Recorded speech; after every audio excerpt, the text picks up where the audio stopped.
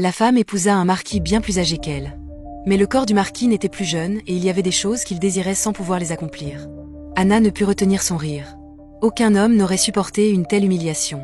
Le lendemain, il décida de partir pour la ligne de front en Amérique afin de combattre courageusement. Il espérait ainsi regagner le respect de son épouse. Après avoir pris cette décision, il partit en voyage. De son côté, Anna commença aussi à préparer sa vengeance. Elle voulait se venger de son ex-mari qui l'avait trompée lors du mariage. Anna et sa tante Catherine décidèrent alors d'organiser une grande réception. Leur objectif était de regagner le respect de la noblesse.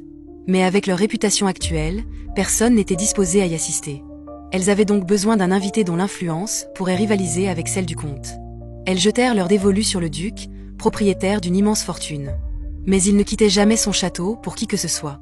Elles décidèrent alors de passer par sa fille. La jeune femme rêvait de devenir chanteuse. Catherine ouvrit la porte de la salle de musique. Aussitôt, tous les regards se tournèrent vers elle. Le processus de sélection était simple. Il fallait une apparence jeune et délicate. Il fallait aussi un corps fort et séduisant.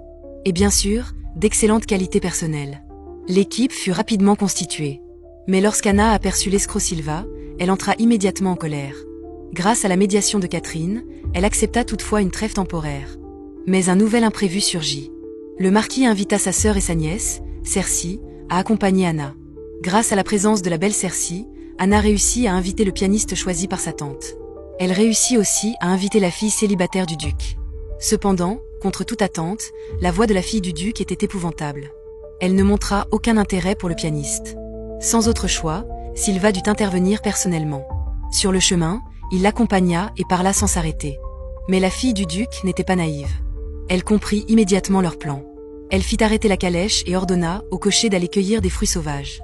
Elle déclara alors que convaincre le duc de participer à la fête n'était pas difficile, mais qu'il devrait d'abord satisfaire l'un de ses désirs particuliers.